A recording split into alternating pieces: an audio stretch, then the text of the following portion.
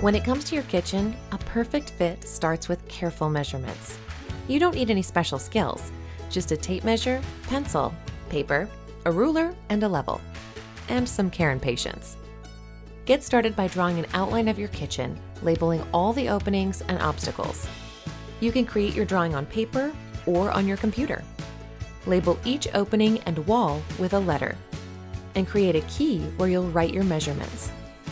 Now it's time to measure. Starting with solid walls, measure from corner to corner. Use a level to make sure your measuring tape is straight, and always include fractions in your measurements. Now measure openings, like pass-throughs. To measure a wall that contains a window or a door, start at the corner of the room and stop at the outside edge of the door or window trim. Then measure the full width of each door and window, from the outside edge of the trim on one side to the other.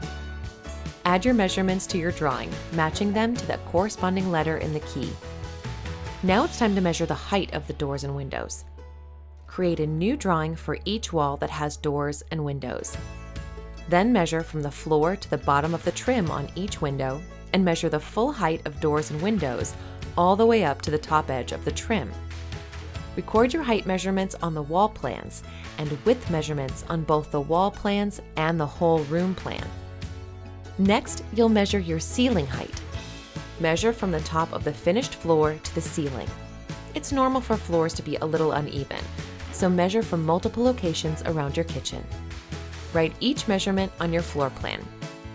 Next up, add your kitchen appliances. Draw boxes on your floor plan to show where your appliances are located. If you know the brand and model, add that to the floor plan. And measure the height, length, and depth of each item. If you haven't purchased appliances yet, no problem.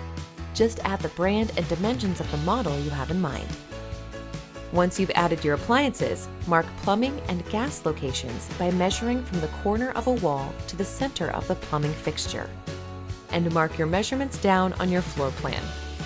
Last but not least, gather photos of your current kitchen from a variety of angles, or take a video. Finally, share your floor plan and pictures with your designer.